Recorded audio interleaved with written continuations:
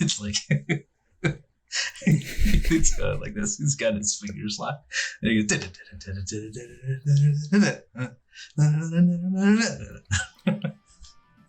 You do it for your kids. I totally can see you doing this for your boys.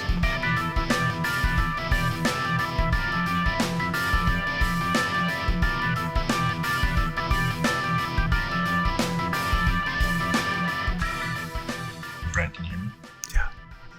Oh, nice.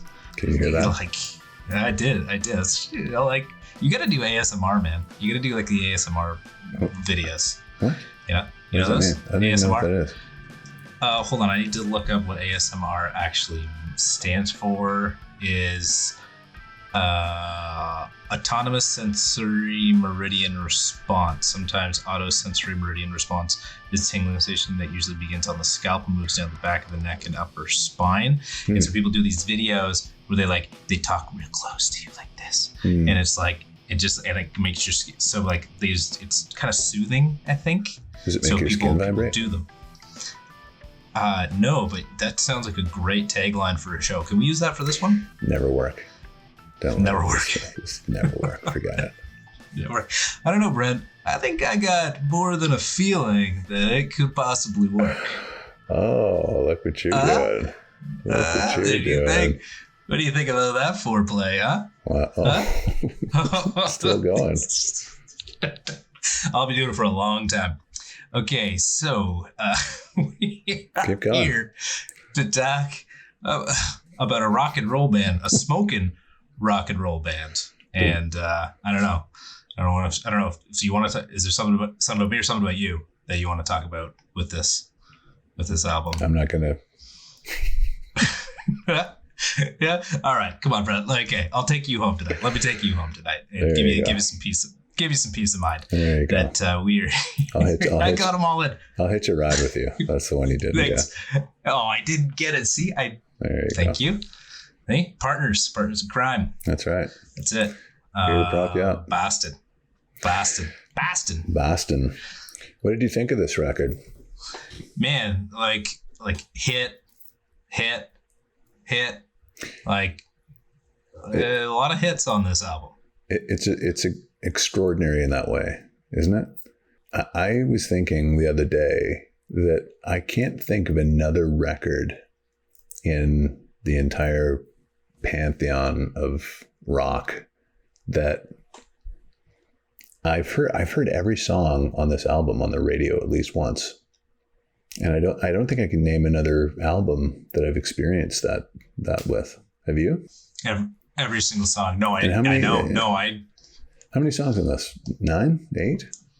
8. Yeah. 8. Every one of these. I don't know if they were all hits, but I've heard every one of these on the radio at least once. That's wild. And yeah, it's very odd.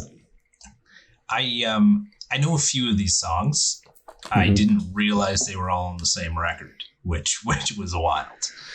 Yeah. That was kind of what blew me away.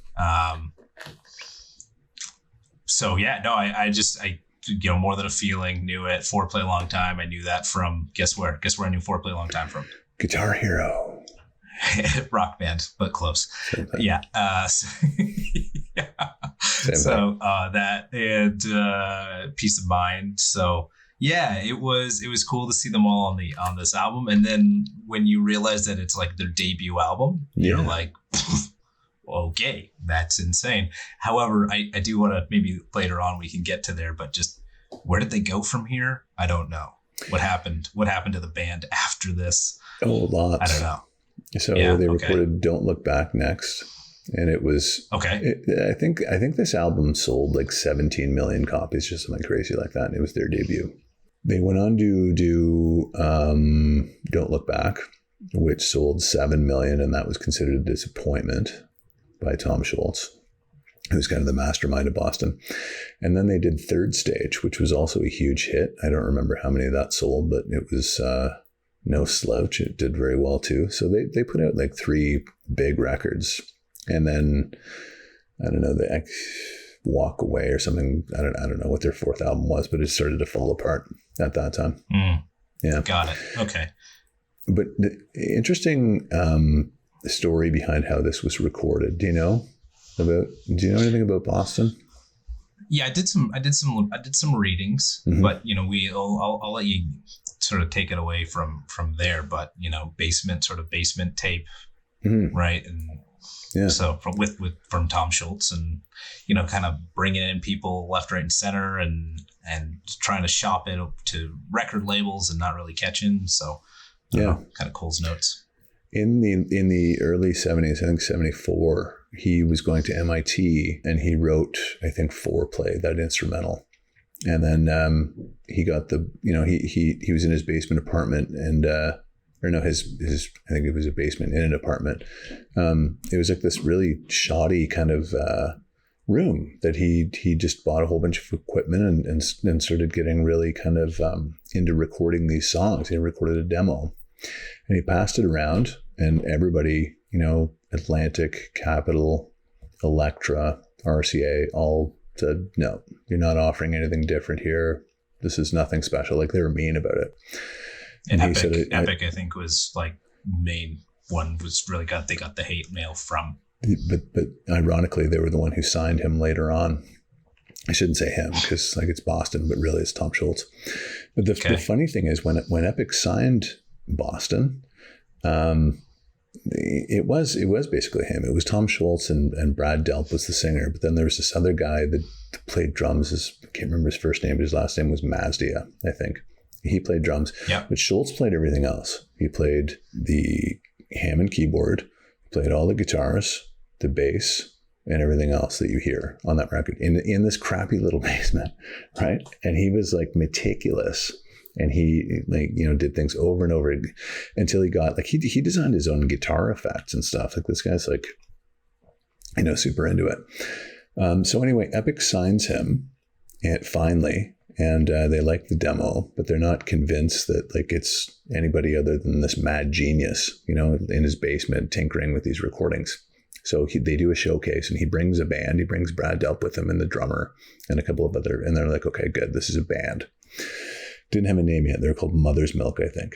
But the really cool thing about this is that after they got signed, Epic said, we want you to record in the studio that we know in LA. And Schultz wasn't comfortable with that. He wanted to go at his own pace, and he saw the merits of recording in his home, and he figured he could get the sonics that he wanted.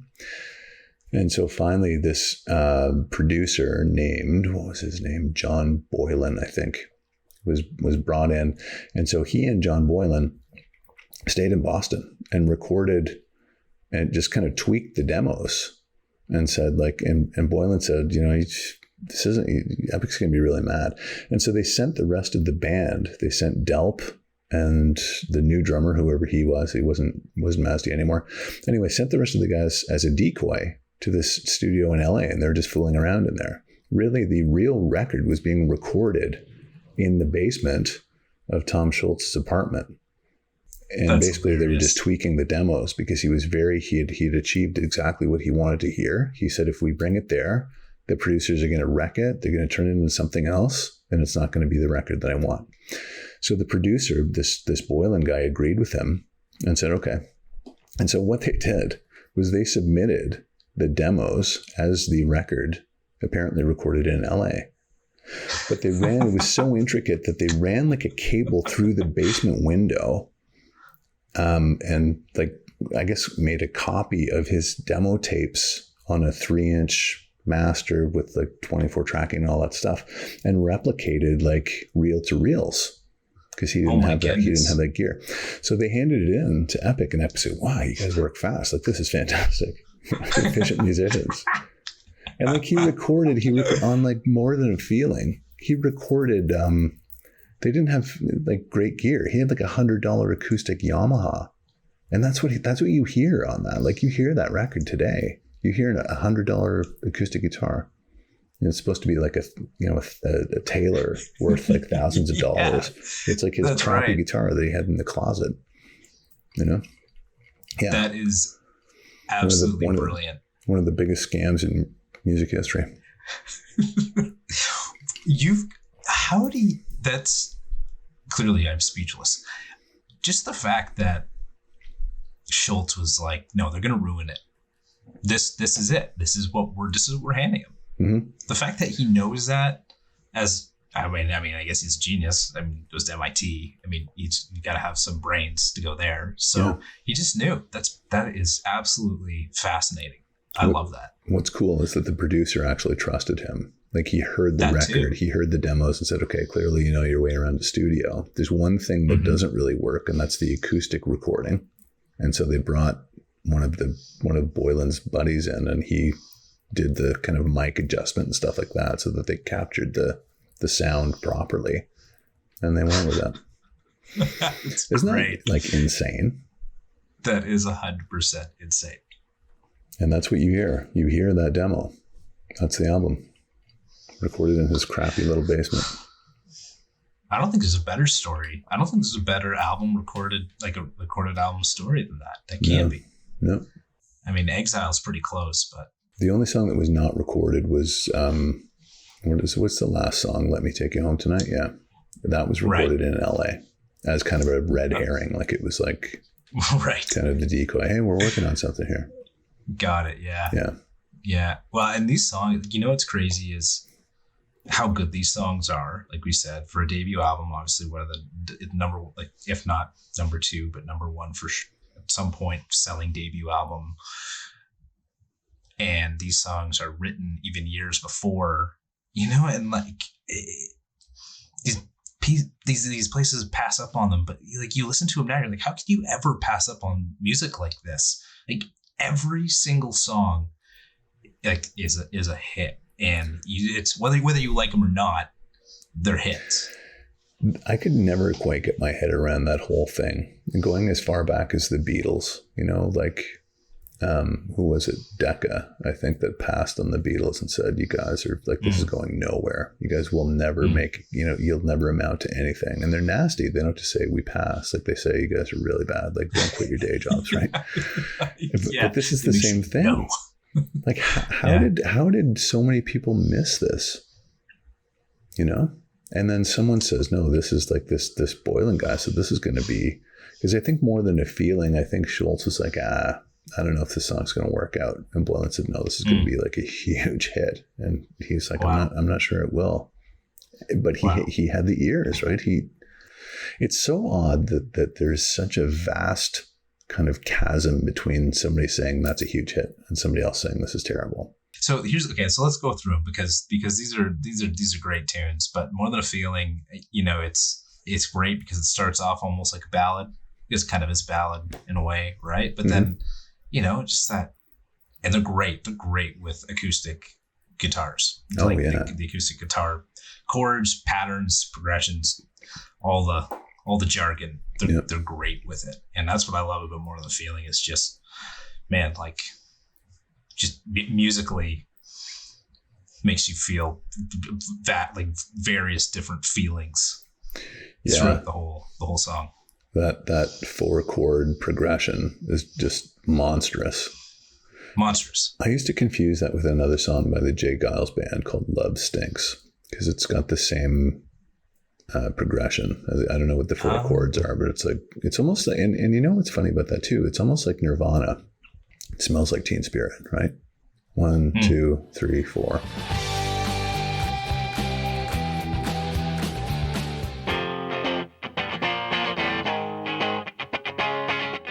And this actually, I think, was like the same progression as a song by a band called Left Bank. Have you ever heard of that band? Left Bank? No. Like old, like early 70s, maybe late 60s band. They wrote a song called Walk Away or something like that. And that's where that line, I see my Marianne walking away, comes from that. And the song was kind of lifted from that Left Bank song. Just walk away, Renee. You won't see me follow you back home. Yeah, never heard. Check out Left Bank. They're very good. Obscure band, but very cool. If you listen closely. No, I was trying to think like the Left Bank. Oh, too bad they aren't the Right Bank. So maybe I won't listen to them. Humor comes at a premium on this show, ladies and gentlemen. Pay up. Yeah. Pay up. Yeah. I love this tune. I love the bang, bang, bang, bang. Like there's just so many pieces of this song that like it's atmospheric. Like, there's hand claps. Like it's just, I don't know why. Like, could they ever play anything else live? Like other than these songs? They're so good. They're so good. Yeah, I think it was all Schultz, and they were worried that they were not going to be able to replicate this live, and they wouldn't be able to tour. So they put a band in place to learn all the parts, and they were able to do it eventually, but it was just all him doing this stuff. I mean, don't discount Delp's voice either. Like that was key to this. Yeah. To these songs as well. Yeah. And, back to my story about recording in his basement in Boston while everybody else was in LA, they sent the tapes over to LA and Delp put the vocals on the demo, like on the tapes. So there was a little bit of recording in LA, and then they mixed it there too. But yeah, so Delp was never in Boston. He did his recording in LA, but all the rest of the rest of it was Schultz. And he had joined earlier, and then the band wasn't making any money, so then he left. I think Schultz like had to almost beg him to come back. He's like, look, if you're not gonna be part of the band, or you don't think there's any money, at least come in, like lay some vocals down on at least on the demo tracks, and just see what happens. Yeah, I think that's what he said, right? He sent him a note, or he left a message on his phone and said, for no other reason, just please do this for me, because it's done, and I want you to sing on this. And Delp kind of said, okay, wow. And I think he was kind of moved by that. Peace of mind, following it more than a feeling. He also really just, again, great guitar. Like it's just so good. It's something you want to go sit down and learn how to play, and you want to be able to just like pick up guitar and start fooling around with. And I just love that that's the way Schultz's brain worked. He was like, I just know, like, I have these melodies in here, and here they are, and they're fantastic. I almost thought it was Queen at times as well, listening to these songs. Oh yeah, the guitar playing in particular is phenomenal. It's very, very impressive. Yeah, it is very good, and that's all Schultz. That's all Schultz. That's all him. He played all guitars. Yeah, he used to work at Polaroid. Schultz did, which is kind of funny after he left MIT. And he wrote this about the people at Polaroid that he worked with, because it was a stressful environment. But there's a funny story. After the album was done and in stores and sold a whack of copies, I think it sold like 250,000 right off the hop. He stayed at Polaroid because he wasn't sure that it was going to like be a huge hit. He wasn't completely convinced. So he stayed on for an extra like 3 weeks or something like that. And the album was playing everywhere on the radio. And he would hear it at work and be like, wow, this is pretty cool. But he waited and then he quit. But like he stayed on as a Polaroid employee when his album was like, in the top 10. Isn't that funny? Wow. Yeah. That is funny. He took a leave of absence actually from Polaroid to work on this. To make it, yeah. Yeah. Yeah. What's a Polaroid? Yeah, I had to get that one in there. I knew you were going to make a joke about Polaroid. Wasn't it cool though, like in an ironic way, for you guys to have like this little Polaroid picture images or something? Just kind of to mock the technology of Polaroid. Something like wear a T-shirt with like you know what a Polaroid is, right? Yeah. And you flip it around and let it shake it, and it cools off, and then I think that where did I saw some kid, they have a T-shirt or like a little, I can't remember how it went, but like it was kind of just mockery of like when Jessica Simpson wore an Iron Maiden T-shirt. It was the same kind of same idea. She's a fan. She's a fan, Brent. She's a clown. Not a fan. No, she's a clown. Just a clown. That actually, just a quick aside. You may viewers might have realized I haven't had a Judas Priest shirt on yet. I said I got to get a Judas Priest shirt. Yeah, I went to the store. They don't have them in the stores. Okay, no, they don't have wouldn't. Judas Priest shirts around. No. Well, but why not? And then if I went online to look for them, they're only in the States. So I haven't looked like super deep, and I also like I'm just like there are a lot of money to get like shipped over. So you could get them, but it's not as easy as I thought it was going to be. Isn't that kind of funny how like Judas Priest and Iron Maiden for a metalhead kind of on equal footing, right? Interchangeable to a degree. But for ironic people, Iron Maiden is like cool and Judas Priest is like, who? Who? Yeah. Isn't that strange? Why is that? A little bit. They both have a huge hit, right? You've got Another Thing Coming and Run to the Hills, probably about the same in terms of popularity if you're not a metalhead. Got it. So what's the deal, man? I don't know, man. To be honest, I have no idea. You, as a millennial, should start a Judas Priest movement. Ironically, well, you were going to anyway, like wear a Judas Priest shirt. And maybe Jessica Simpson will watch the show, or Ashley Simpson, or whoever and maybe a Simpson will watch. Yeah. I get it. Yeah. All right. We're starting it here, folks. Yeah. Start your thing. All right. Time to spring. Can you float me some dough for that shirt? Brent? That'd be great. See, this comes after I give you full credit for being a real metal fan after you love the Accept record. Yeah, that's a good point. And I mean, look, I like Judas Priest more than like Iron Maiden. I'm only kidding. Yeah. Real metal fan. Real metal fan. It was an opportunity to make fun of you that I just could not pass up. Okay, fine. I thought that was I didn't get it then. I thought you were actually complimenting me. So for being a millennial? Yeah. Oh, no. I thought it was about the Accept album being a metalhead. That's what I was talking about. That was absolutely legit. Yeah, yes. It is true. You're a true metal fan. You are. Legitimately. Love it.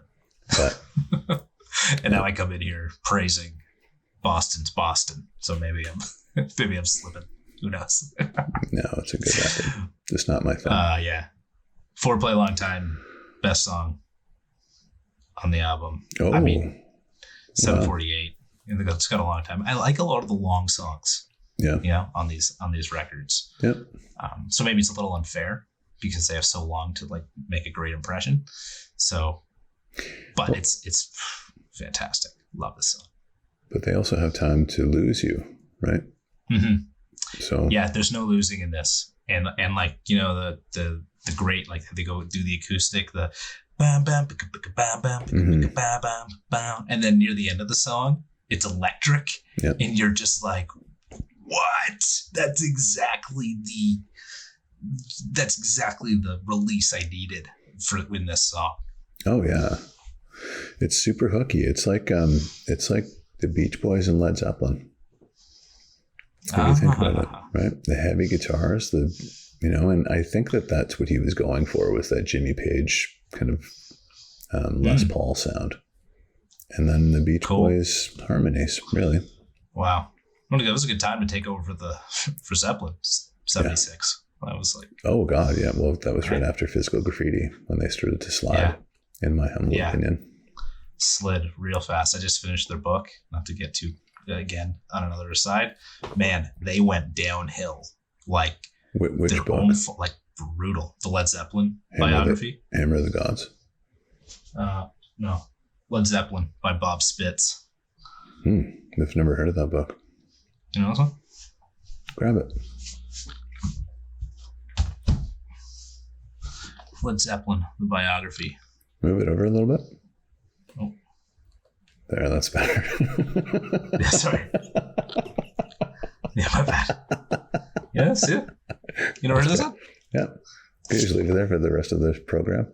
Yeah, there it is. It's great. Cool. Right. Bob Spitz. Sorry. Anyways. Yeah. It's great. I've never heard of that book. Oh. Man. It's good. It's good. Like devastating, man. What do you mean? I had no idea that. Well, like I said about Judas Priest, maybe creating their demise. Zeppelin really, really destroyed themselves. Like, drugs, alcohol, everything, addiction, heroin, cocaine. Peter Grant.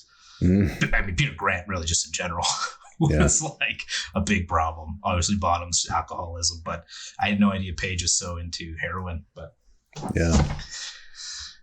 I mean, Plant getting into like multiple car accidents and then just not wanting to leave Britain and just wow. Yeah. Bad concerts. Anyways, we're not here to talk about that. So, no.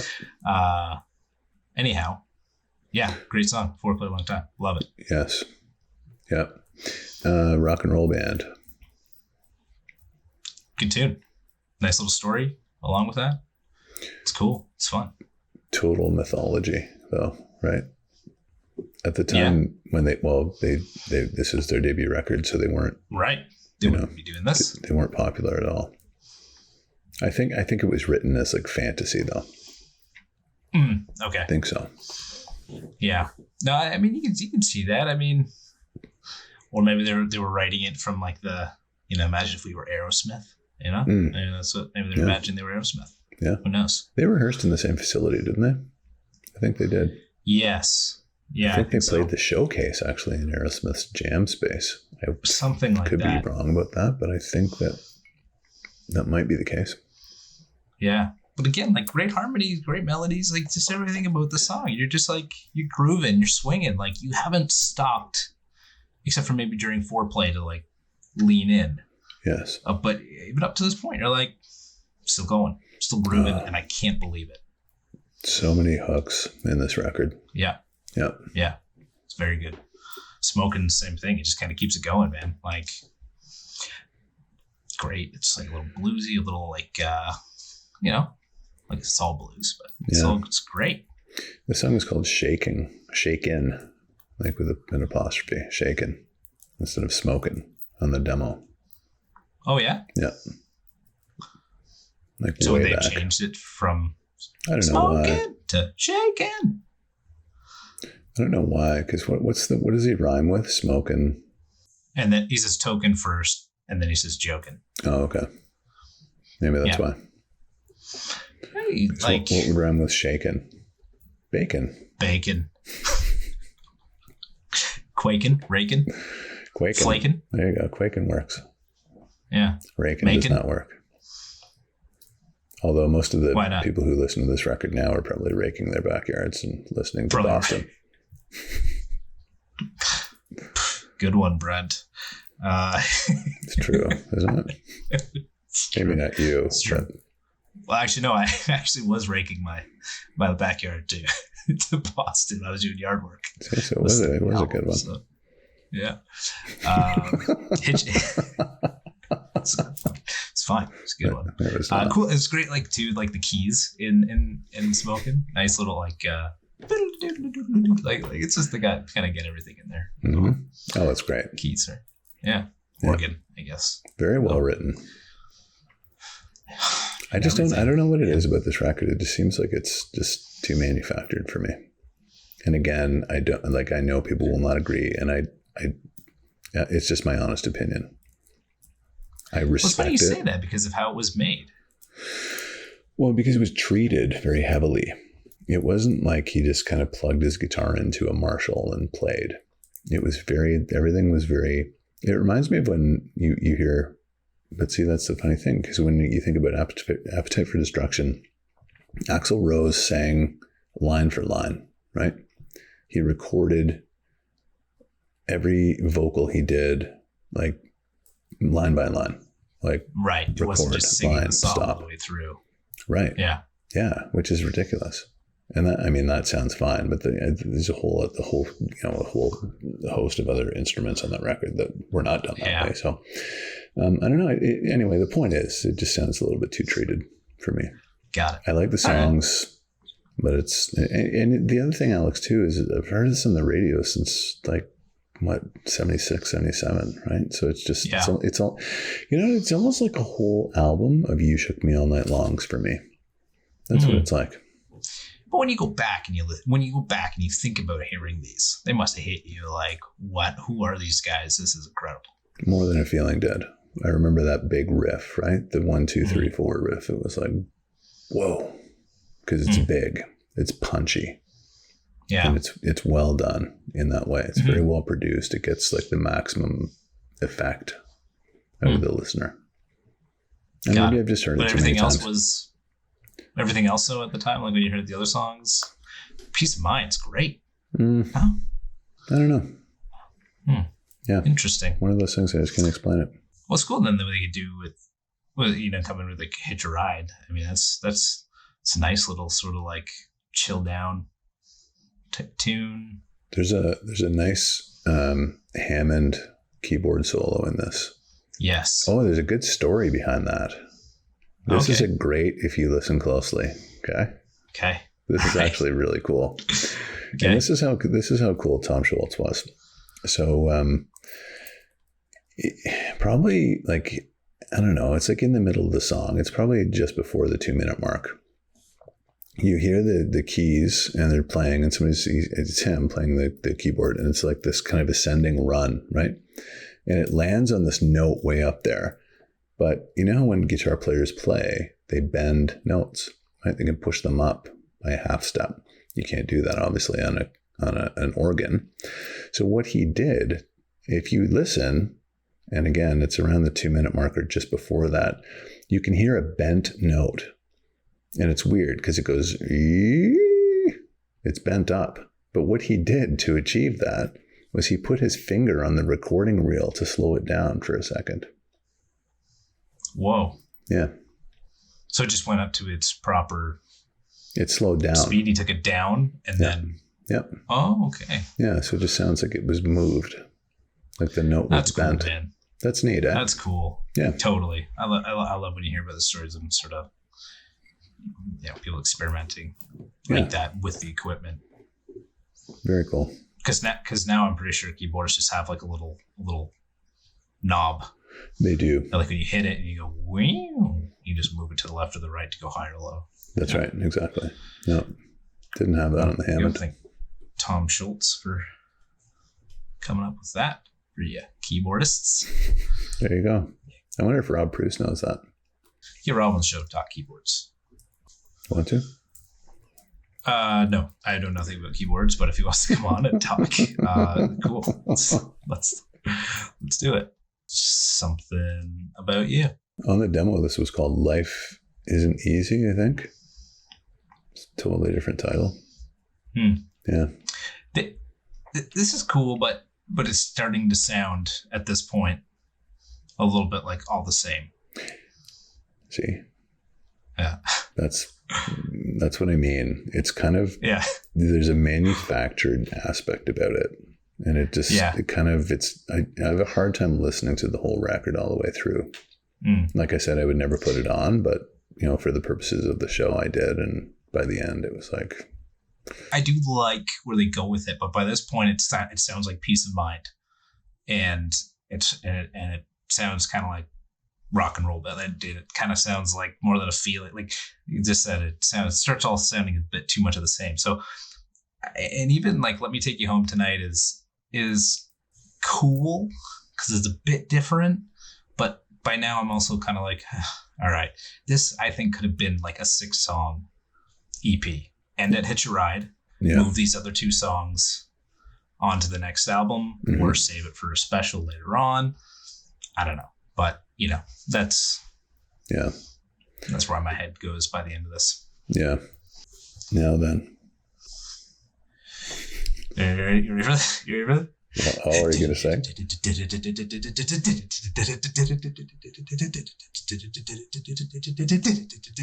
Oh my! What the fuck are you doing? Those magic tricks.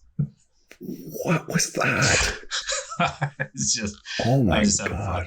It was a Family Guy thing. Do you ever see a Family Guy where it's like? No, do that again. I can't believe you just did that.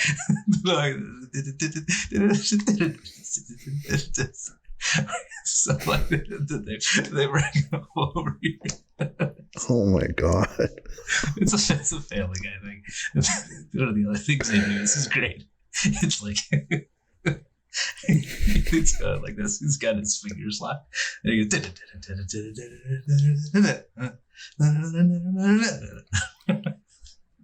You do it for your kids. I totally can see you doing this for your boys. No, but I should. Wow. I don't even. Yeah, I'm gonna. Right. So what was the result of that? Like in terms of your rating, then? Just bring it back. I'm cutting all of that. Fuck you. It's being cut. Here we go. You can't cut that. I am. No, I'm cutting it. That's not happening. Get off my back. That has to be in the show. It's not going to be. It won't be. Don't get your hopes up.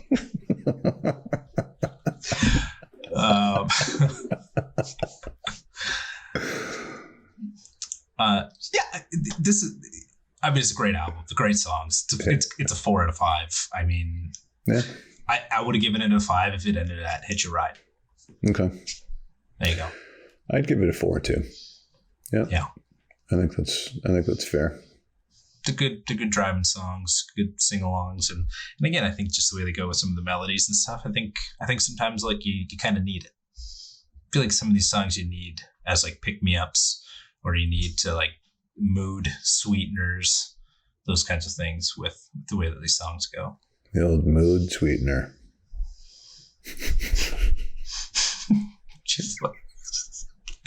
You were a bully in school, weren't you? No. You were a bully. No, I wasn't. You need to keep that in, and you need to keep in the. I want to watch that now. Do it again. No, I'm not doing it again. What are you giving me next? What's coming next? What's after this? Oh my God. I don't even know. You just completely threw me off. I don't even know what we're doing now. You know what's next? An album that we've overlooked for a long time. And people are probably saying, how come they haven't done this record yet? The record maybe is... I've heard it. Maybe I've heard the record. That's why, Brent. I guarantee you haven't heard this record. You've heard some of it. You haven't heard the whole thing. All right. Okay. The album is Pink Floyd's Dark Side of the Moon. I haven't heard it, Brent. I haven't heard it. So why haven't we done this? It's one of the greats. It's one of the true greats. All right. Let's break into the Dark Side of the Moon. Can you give us the hands thing one more time? No, I'm going home. I'm going to bed. I'm going to be up early. We'll see you next.